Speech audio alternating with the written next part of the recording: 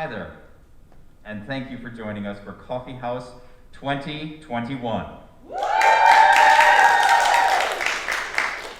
So this has been a obviously insane, crazy, unusual year, and it was more than a year ago that we got the word that we were going to be setting ourselves into distance learning, and Coffeehouse 2020 was the first performance that we had to cancel live and in person. And you know, we created a virtual Coffeehouse 2020, which was fantastic and wonderful, and the start of many of our performing arts events that we had to reimagine and recreate in a virtual format.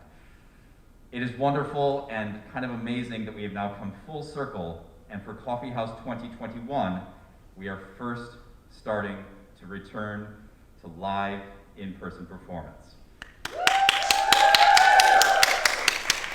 We're obviously not in the black box, we're in the Lewis Theater to allow some more space. We have a very limited size audience of just the performers performing for themselves. You'll also see some virtual presentations for our performance today, but it is a wonderful thing that we are finally being able to make our way back to this sort of venue. So we're so happy you are here to join us. We're looking forward to you experiencing this wonderful event that we have here at Holton. And so please sit back and enjoy Coffeehouse 2021.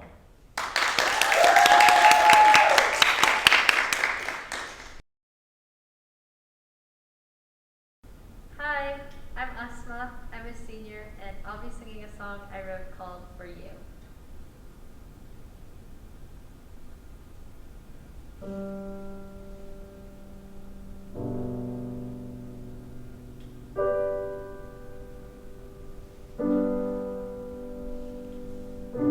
I'm not used to this feeling. I know it comes and it goes. All the best songs are about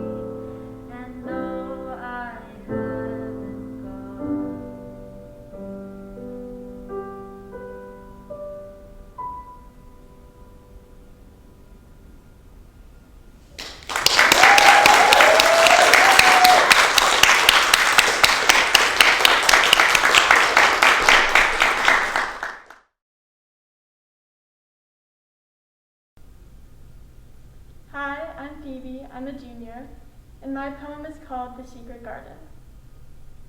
It was now that the angel of light and darkness dwelled in her secret garden of memories, every blooming flower holding a moment from her past. It was here she remembered all the silent promises she made, promises she was too scared to say aloud, for if she broke them, she feared her world would shatter. So instead she whispered her promises to the trees, and the rustling of their leaves told her the trees were listening. To the girl with the wolf-pup spirit, a beacon of light, who spends her time chasing out darkness festering in the ones around her. With all that time spent trying to heal others, she sometimes forgets to take care of herself. I save every scrawled out doodle and letter gifted from her. I will never leave you, not like the others did. To the girl with the voice of a siren who writes songs for broken love and found love. It gets scary sitting up on the crescent moon, and nightmares can easily overtake. But when all the shadows wash out the stars, I hope she remembers there's stardust running in her veins, and she can be her own North Star that guides her way home. Even when our appearances catch up to our old souls, I'll still be by your side.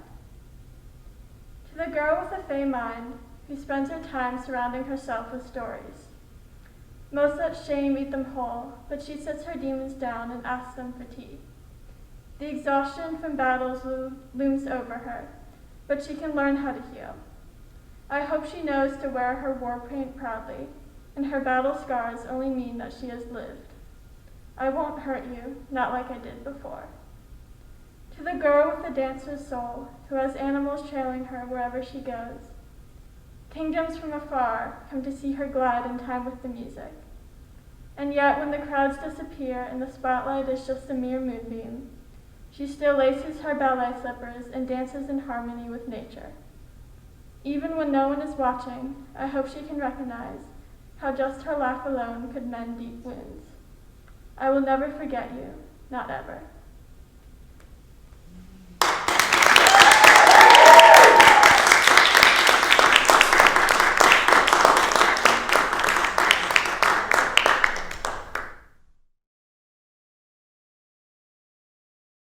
Hi, I'm Mairead, I'm a senior, and this is my W called Customer of the Year.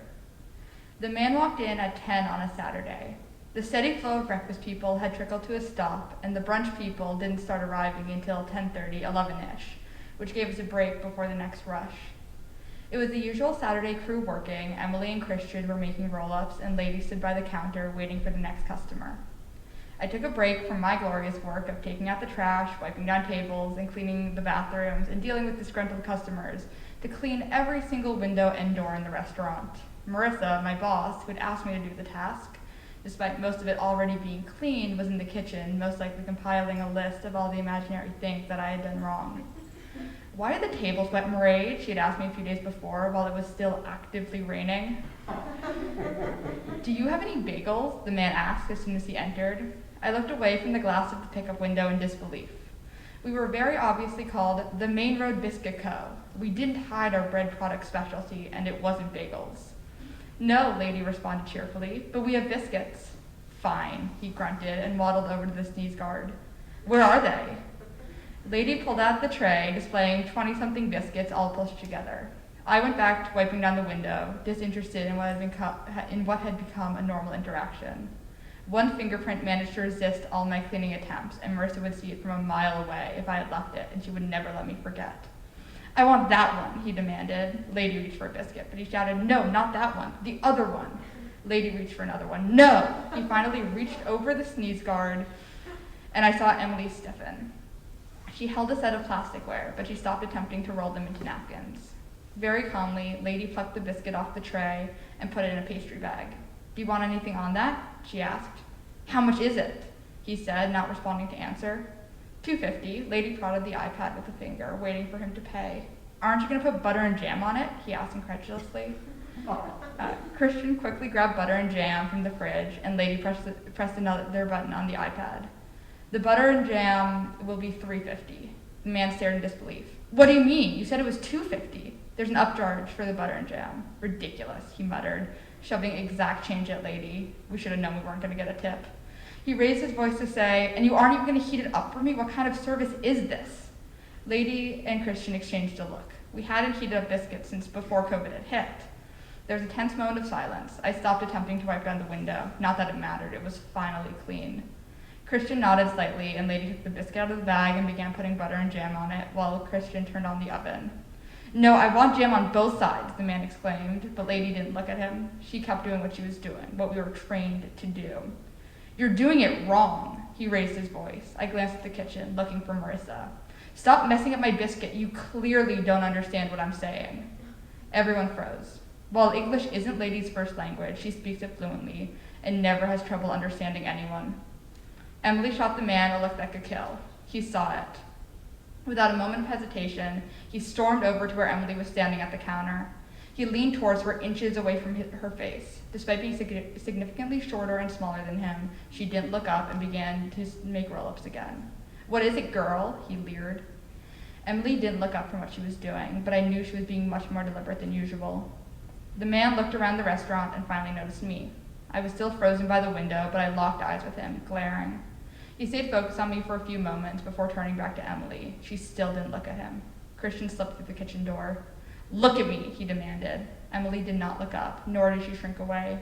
Time slowed as he leaned further across the counter, closer to her. "What's your problem, bitch?" The silence was deafening, and I hated that I couldn't move from my spot, that there isn't anything I could do. Emily finally looked up, deadly calm. "I don't have a problem, but I would appreciate it if you could move away from me and don't talk to my coworkers the way you have been." Christian reappeared with Marissa hurrying behind him, finally aware of the problem. "I'm the owner," she said. "Can I help you with something?" We all took a breath when he finally moved away from the counter. "That girl," he said, pointing at Lady, "doesn't understand a word I'm saying. That girl," me this time, "has been shooting me an evil eye this entire time, for no reason. And that girl," his attention was back on Emily, "has been the rudest person I ever met. You should fire her."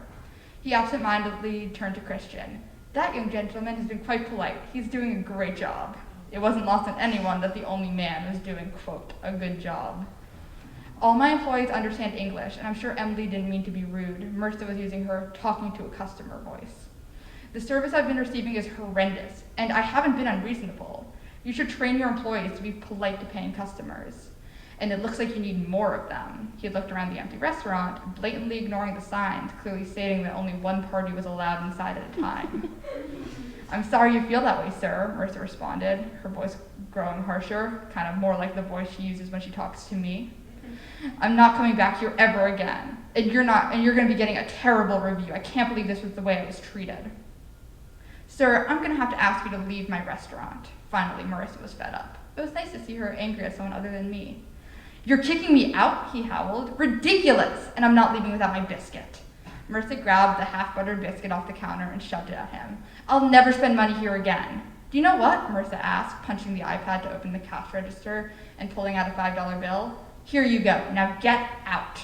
You don't deserve to own a business. I'm excited to see what's going to be here after you get shut down," he shouted as he stormed out. The door slammed behind him. We all stood silently for a moment before Marissa turned to me and the spotless window behind me. "Marie, did you even clean that? Do it again and do it better this time, please." She walked back into the kitchen.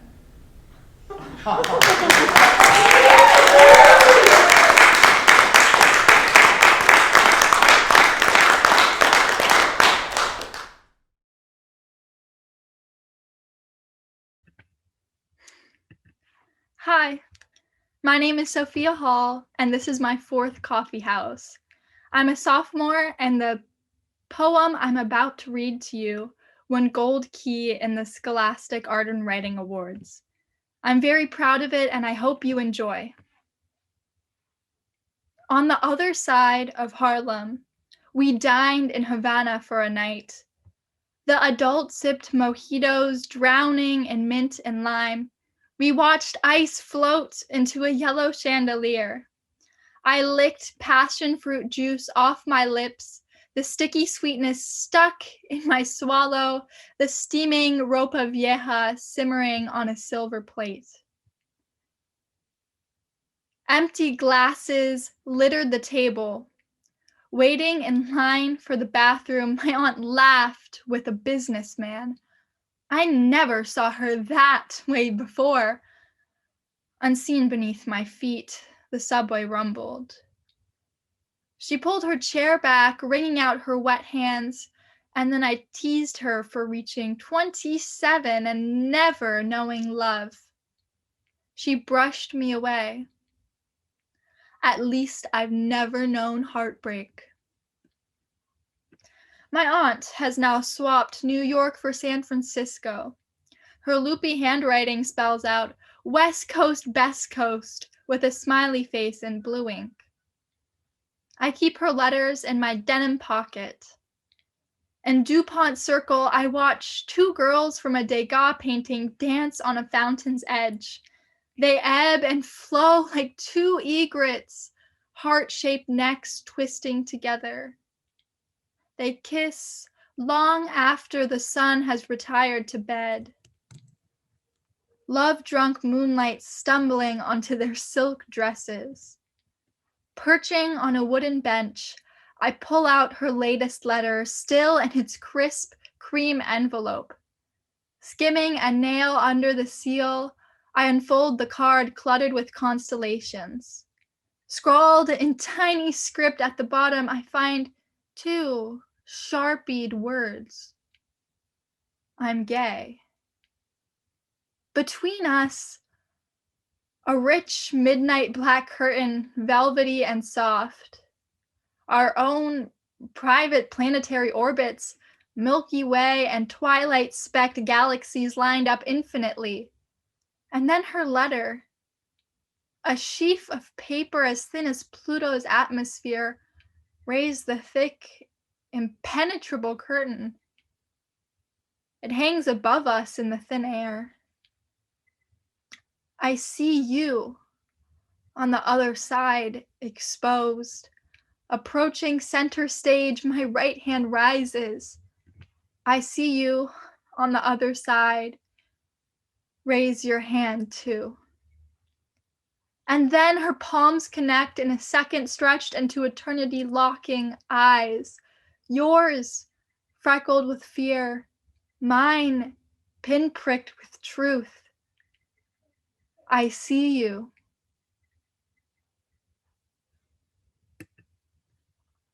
Thank you. This is a lyrical story about my baba, short for babushka, making me borscht. It's called Spoon-Fed. 1.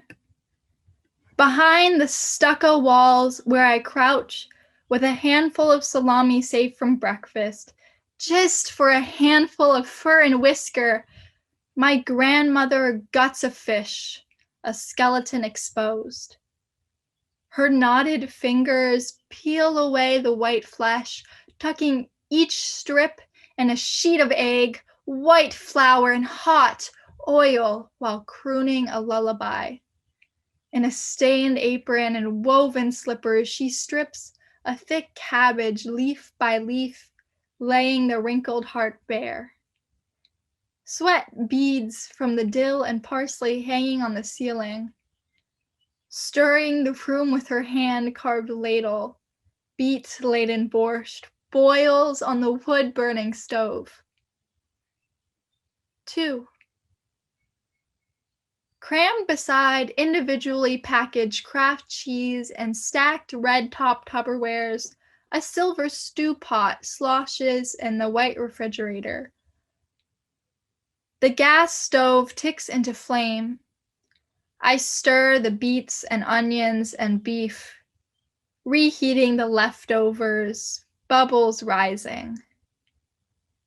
Through the window, I watch the clouds, like a flock of geese, like a memory, scatter. I dollop sour cream into the blue china bowl. The soup runs red like the blood passed down mother to daughter. With each mouthful dribbling down my chin, I become braids and stockings and mischief again, stealing scraps for the strays. My grandmother appears, taking the spoon. She blows on the broth and feeds my waiting open mouth, saltiness in my swallow.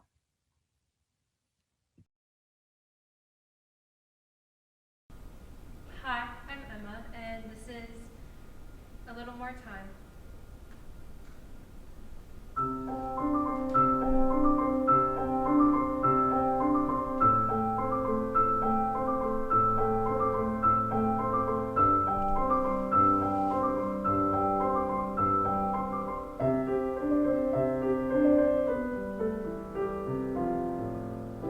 got a letter the other day from myself 5 years ago. I'm not sure what I was thinking then, much things sure have changed a lot. I rushed past the formalities, but yes, thank you for asking, I'm doing fine. So I made a promise about the growth I needed to do for you. And you've always been one who set such expectations. And so I'm asking, can I have a little more time on this self-imposed deadline? 'Cause I'm not yet the person who I said I'd be by now. I'll have to move on soon, but don't leave me yet to chase after the past. 'Cause I'm not yet the person who I said I'd be by now. Guess I've been one for dramatics, a tinge of grandiose in every sentence. Don't worry, I can tell that you tried to tell me of this note's importance. But I'm afraid I've forgotten, like half the things you mentioned in the letter. Wonder if you knew then which memories would stick with me. And you've always been one who set such expectations. And so I'm asking, can I have a little more time on this self-imposed deadline? 'Cause I'm not yet the person who I said I'd be by now. I'll have to move on soon, but don't leave me here to chase after the past. Past lines of do remembers, and past lines of do still care about. 'Cause I still care, and if you still care, I promise I'll do better. So can I have a little more time on this self-imposed deadline? 'Cause I'm not yet the person who I said I'd be by now. I'll have to move on soon, but don't leave me here to chase after the past. 'Cause I'm not yet the person who I said I'd be by now. But I guess I'm the person that I'm supposed to be for now.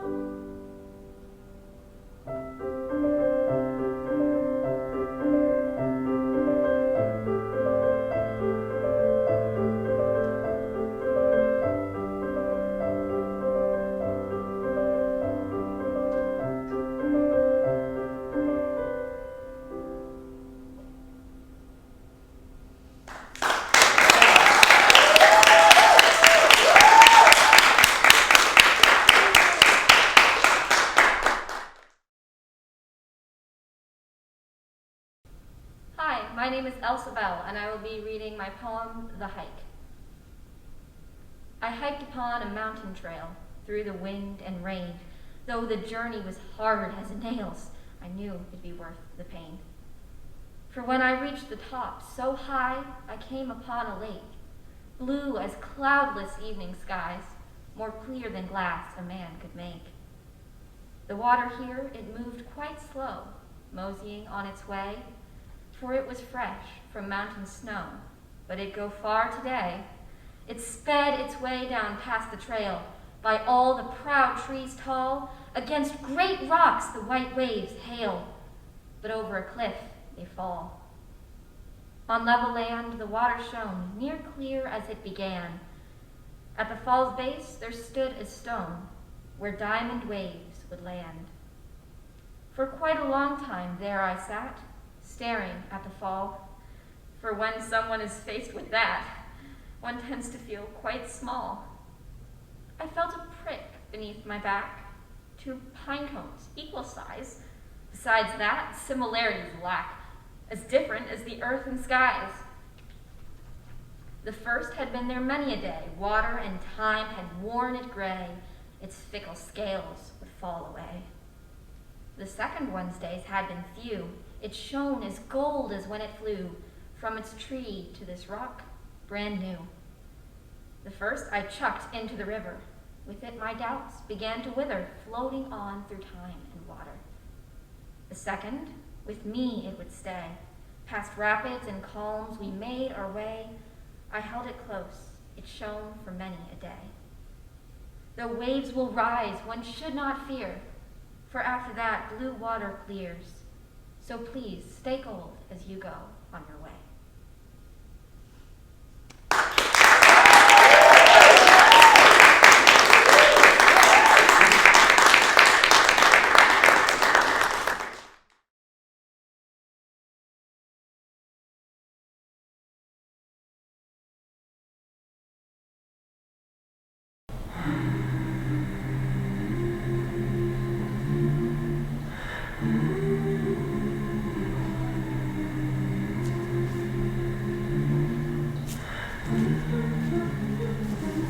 I came across what seems to be you in a shell. The feeling was not exactly different, nor really the same.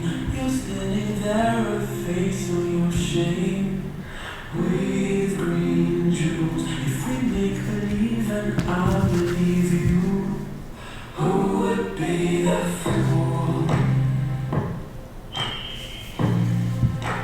With green jewels, who would be the fool? With green jewels, if you're wrong, then who would be the fool? Your eyes once were blue, but now they're faded. Green they go. Look at you suffering from a syndrome. No one knows the cause. I used to pray for you to get through. With green jewels, if we make believe and I believe you, who will be the fool?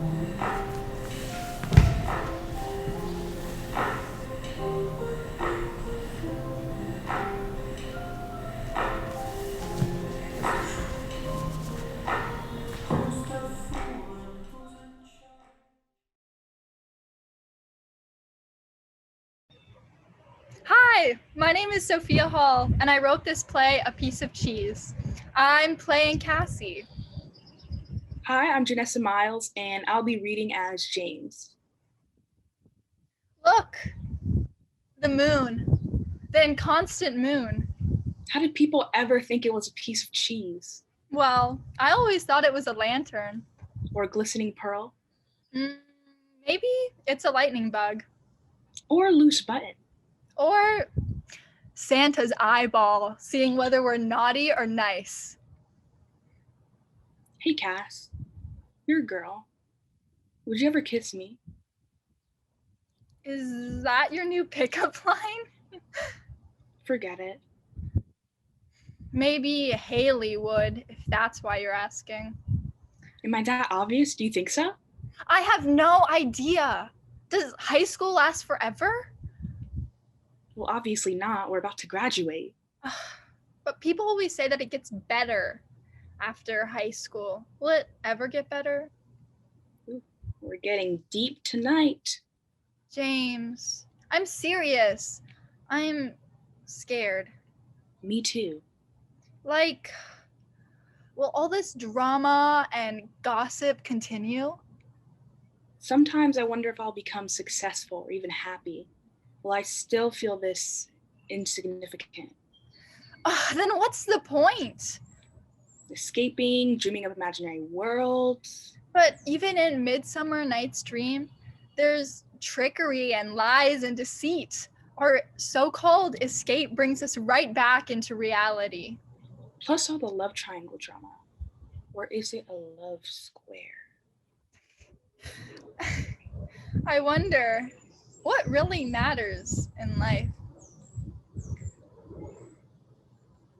Tell me the last time you felt the happiest in the world. I think I'm waiting. when the cast list came out and I saw my name next to Lysander, I was so happy. I am so happy. I'll bring the roses for your big debut. What's the saying? A rose by another name would smell as sweet. Wrong play. And they'll be red. You really don't have to. Fine, yellow ones, so Haley won't get jealous. No, Cass, you already gave me the moon. I don't need anything else from you.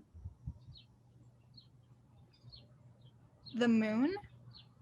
Yeah, it's always been there, but I never really noticed it until you pointed it out. But I can't give you the moon. It doesn't belong to me. It belongs to everyone. You gave it to me. Then I want it back. No, it's mine. You can't take back a gift. Fine, keep your moon. It's just a piece of cheese anyways. How about you? What? What's your happiest moment? Oh. This one. Hi, I'm Brielle. I'm a senior. And I'm Rachel, Brielle's mom. And we're going to be singing a song that I wrote that is untitled, but it's about growing up and moving on.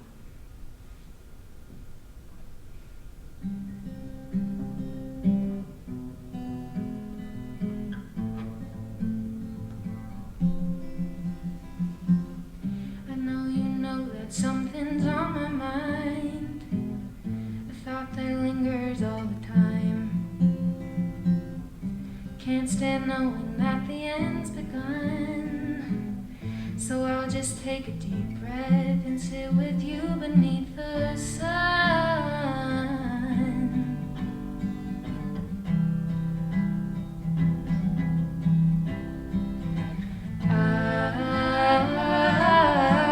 I wish that I could stop time. I hope that I'll be alright. Even if I tried, I couldn't hide what's clouding up my mind. So I'll just keep in mind and see you later, not goodbye.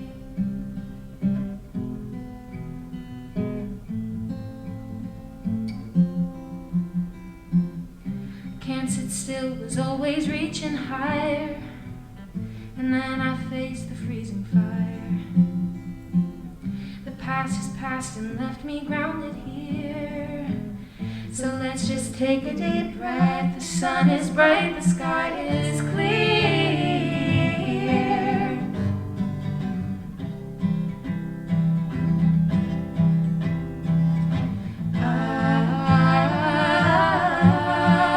I wish that we had more time, but I know that I'll be alright. 'Cause even if I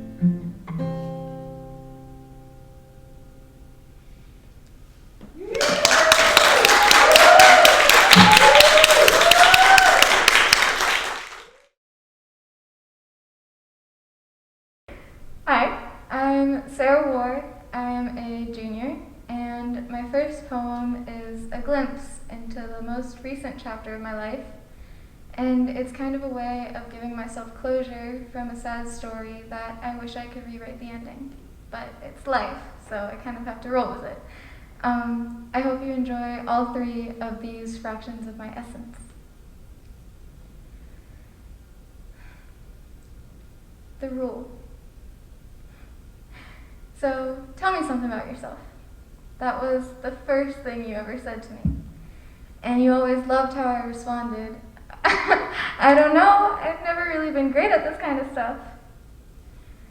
But as minutes turned to hours, and then those turned into months, as sentences morphed into paragraphs, and we grew into us, you started to read my story page by page. You wrote in my margins of how I deserved better, how I deserved the best. You scribbled your insecurities next to mine as a confession of trust. Then suddenly, you were the love interest in our story. And we started writing a new fairy tale as co-authors. You told me so many pretty words, so many bright, beautiful daydreams. You said when I was standing on this very stage, in this very event, you'd run around telling everyone, "That's my girl, and she's all mine." We were always hoping, always wishing, always craving each other. But then I let go of you, and you let go of me, because I forgot the rule that I once promised myself. A rule that if I break, it hurts everyone involved. A rule that broke both of our hearts and left us cold. I could never let anyone else be the writer of my story.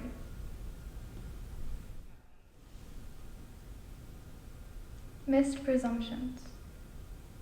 I'm real. Maybe you know that, or maybe you question it yourself.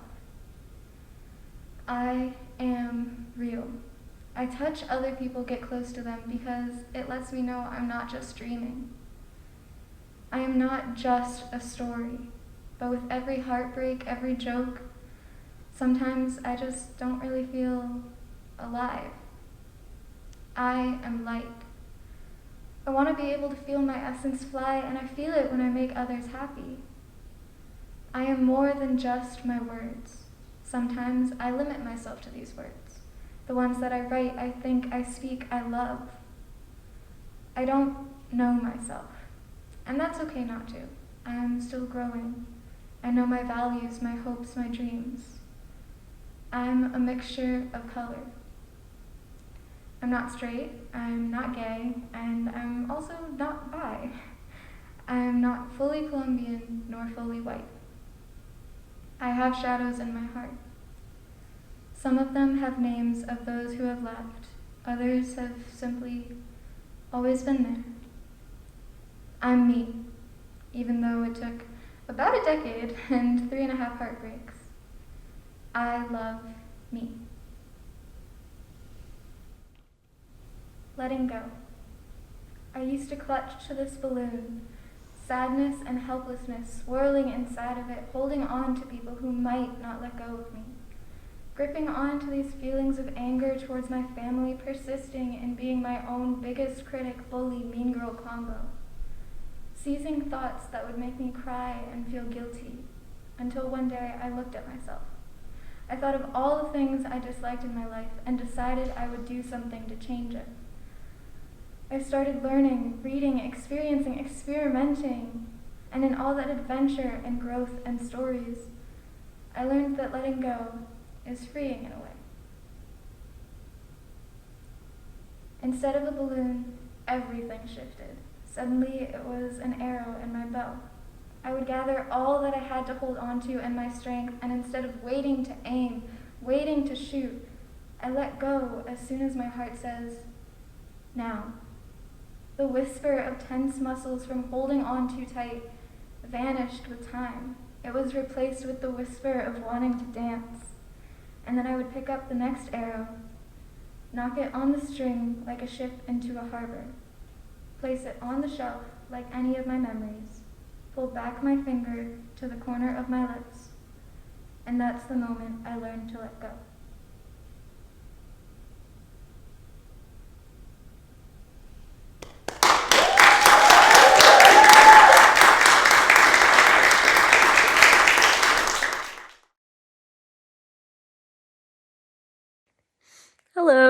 My name's AJ, and I'm a senior, and today I'm going to be reading a W I wrote for my English class called Dominion. For those of you who don't know, almost 2 years ago, I was put into a psychiatric hospital.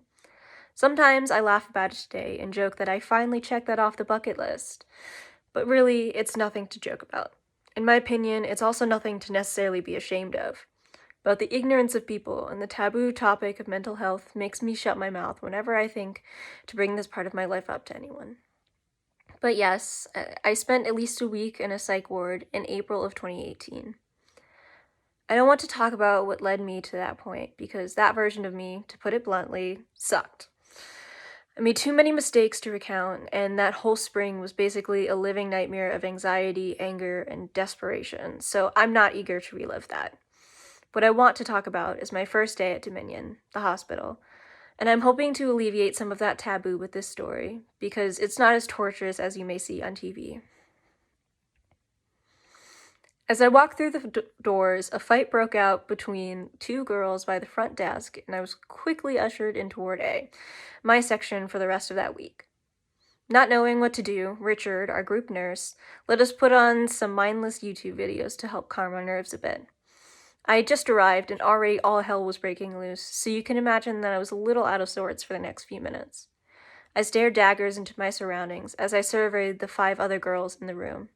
One of them, an incredibly short Indian girl, with long messy hair and classically overgrown breakdown bangs to match, sporting an oversized bold yellow Billie Eilish long sleeve and high knee socks, selected the first video, which I recognized as Good Mythical Morning's Will It Cereal? I had watched that video plenty of times on my own, and it was interesting to find something so familiar in this unnerving new environment. The video had barely even started before the girl paused it and turned to our nurse. "Rochelle, can I get a snack?" She all but whined to him. "If you promise not to call me that again, you can," he replied, trying his best not to look like he wasn't the slightest bit amused by the nickname Rochelle. The girl just sighed, agreeing not to call him Rochelle again, although she never would keep that promise, walking over to a locked closet right beside my seat and waiting for Richard to open it for her. With the sack cabinet now open, my stomach suddenly remembered that I was hungry too. I hadn't eaten anything for the past 24 hours. Hearing my stomach yell at me again forced me out of my seat and in line with this girl, waiting for a snack. This wasn't a Michelin star restaurant, so our snack options were limited to an almost empty Nilla wafer box, some rich cheese cracker sandwich packets, and lots of individual plastic cereal bowls. She and I opted for the last 2 Lucky Charms bowls, not bothering to put any milk in them, not like there was any milk for us to use anyway. It was strange sitting in this room full of strangers in a mental hospital, yet feeling so relaxed by the familiarity of it. No, I hadn't been in a situation like this before, but watching YouTube videos on Apple TV while eating cereal felt like a normal Sunday morning for me. And even better, 2 of the people in that room weren't complete strangers to me any longer. It seemed as though I gained a new friend in our nurse, and that other snack girl. Her name was Ashiana. Once the fight had quieted down a bit, we were finally allowed to come out from lockdown, only to be locked up once again in our separate rooms. And for me, since I was new and had no roommate to help me cope, loneliness started taking over my psyche. I was alone. My friends wanted nothing to do with me. My school had tossed me aside, not knowing how to deal with my situation. My parents had abandoned me, and my sister was nowhere to be found. So I did what I always do when I feel myself spiraling. I sang. I sang the same sweet lullaby over and over again until I finally lulled myself to sleep on the harsh hardwood floor right behind my door. I was in for a rude awakening when I was woken up by an angry-looking nurse opening the door and slamming into my head, which I don't believe I ever got an apology for. She grabbed my arm and gave me a shot before checking my basic vitals, not bothering to explain this new procedure to me. I hadn't really noticed how late it was, considering there were no windows in my room, and barely any windows in my common area. So I was surprised to find Richard lining everyone up to get their PM meds before marching down to the before marching down to the cafeteria like prisoners for dinner. Nothing spectacular happened after dinner, since all of the group and individual sessions had come to an end well before 3 p.m. I spent a lot of my post-dinner time journaling in French, so none of their nurses would be able to read it and get suspicious when I inevitably wrote down something angsty. The other part of those few hours, honestly, were probably spent simply staring into space, thinking about anything but being in that place. There were some people arguing over whose turn it was to choose the show, and even more anxiously waiting by the phones the nurses had been setting up for the past 20 minutes. Next thing I know, Richard is signaling for everyone to line up for phone calls. Every last girl frenzied into the hallway, trying desperately to get a hold of one of the 5 available landlines we had to call outside the hospital. I was new, and I guess that everyone else who had been here longer needed that connection more than I did, so I slumped onto the wall in the corner. There was a phone close enough to me to ensure that I'd be next up to the call, but far enough away to not eavesdrop on the private conversation the girl who was already using it was having. Before being left to fend for myself at Dominion that morning, I had written down everyone's numbers on the back of a coloring book the hospital had given me. There were about 12 names on that paper, written in between and all around the printed picture of a boy and girl playing happily on a tire swing. However, there was only one person I really wanted to hear from that night, and I just prayed that she'd pick up. Each of us only had 20 minutes max to talk with whoever we wanted before a nurse would usher us away and alert whoever was around of the open landline. The wait felt much longer than that, but I had been pretty successful at entertaining myself in the close to empty room for the past several hours, so I had grown used to it. It's weird how slowly time passes when you're in a place like that. I mean, I was only there for a week, but it felt like a lifetime of experiences. Finally, the girl handed me the phone quietly, knowing her time was past finished. I almost paused to encourage her to continue if she needed, but I didn't. I needed this call more than I thought I did a few moments ago. 9301. It rung and went to voicemail, so I tried again. 9301. It rung again, then went to voicemail for the second time. God, I only had 20 minutes. What was I supposed to do with 20 minutes? 9301. It rung again and went to voicemail. This time I let it play out, savoring the automated response like it was God herself speaking to me. But the frustration bubbled to the surface just as the landline beeped, signaling for me to leave a message. Please, I really need to talk to you. Please pick up. I know you're there, so just pick up the phone. I need you. My tone was much harsher than I had intended it to be, and looking back at it now, I still regret that message. Even in the moment, I knew all of those negative emotions, and over 24 hours of isolation from the outside world had taken over my sanity, and I didn't want that to be the me she talked to that day. 9301. I dialed it for the last time. Hello? My breath hitched at the sound of her voice. I didn't think I had ever felt such relief. Oh my God, it's so good to hear your voice, you have no idea. I hadn't even realized the tears streaming down my face until I tasted the warm salt water on my lips. But I wasn't sad. I was ecstatic. I was truly happy for the first time in almost 2 days, and I think my mind had just forgotten how good that feeling felt. Listen, I don't know if you got that voicemail, but I didn't mean it to be so harsh. It's just been a rough day. I miss you. I didn't listen to it, but it's okay. How are you doing? Any better? I'm fine, was almost what I responded on instinct, but I stopped myself from lying. Something I knew I had to get used to if I were to get any better. I'm as fine as I can be, I guess, I replied instead. But I don't have much time to talk. Did you see Infinity War? Before all this happened, I had planned on seeing it with her, but I wouldn't have been all that upset if she went to see it without me. No, but I think I might see it this weekend with my dad. Nice. You gotta let me know if it's any good. Without spoilers, of course. We're gonna see it together once I get out of here, right? Yeah, definitely. To be honest, I don't remember how the next few minutes went, but before I knew it, Richard was looking over at me and checking his watch. My time was up. Look, they only give us 20 minutes on the phone, so I gotta go, but I'll call you tomorrow, same time. Okay.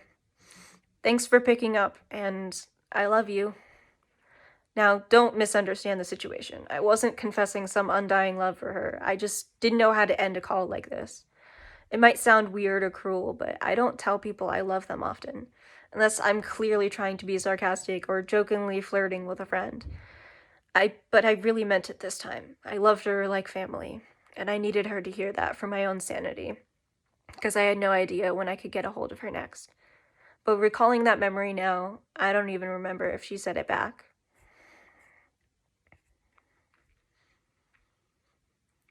I didn't sleep that night, and in the morning, I realized no one else had either. And it was in that moment I realized how ignorant I had been to all of this, to everything that goes down in places like Dominion. The fighting, the distrust, the dehumanization, and the contempt patients are exposed to each day. It was really, truly horrible.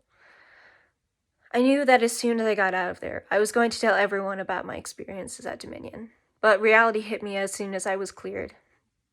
No one gave a damn what happened to us in there because to them, we were crazy, unstable, and we needed that kind of inhumane treatment.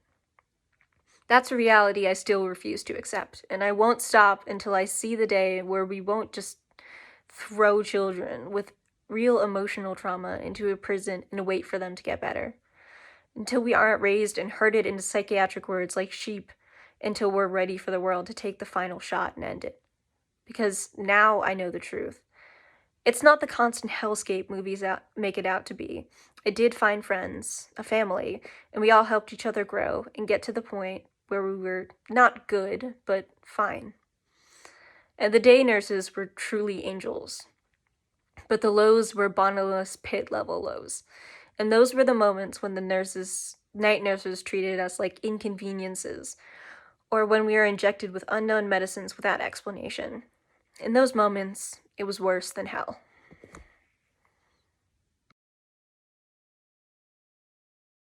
Hi, my name's Anya, and this is a song I wrote called Way to Love.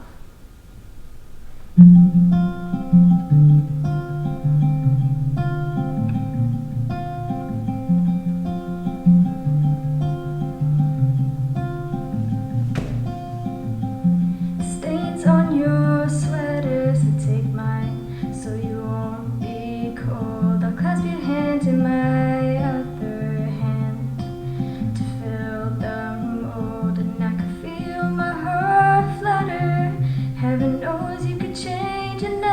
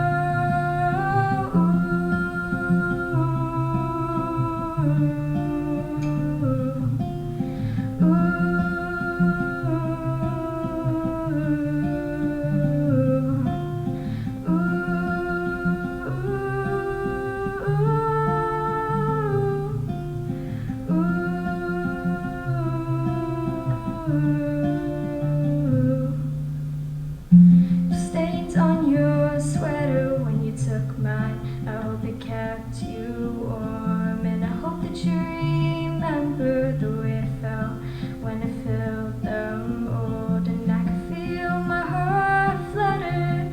Heaven knows you could change another's way to love, way to love.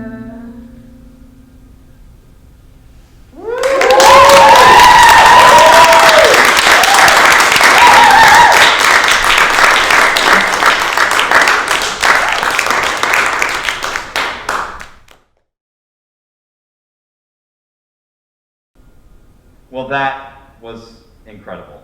Thank you so much again for joining us for Coffeehouse 2021, and we look forward to seeing you next year, where hopefully we will be completely live and in person in the Black Box Theater for Coffeehouse 2022. Thank you.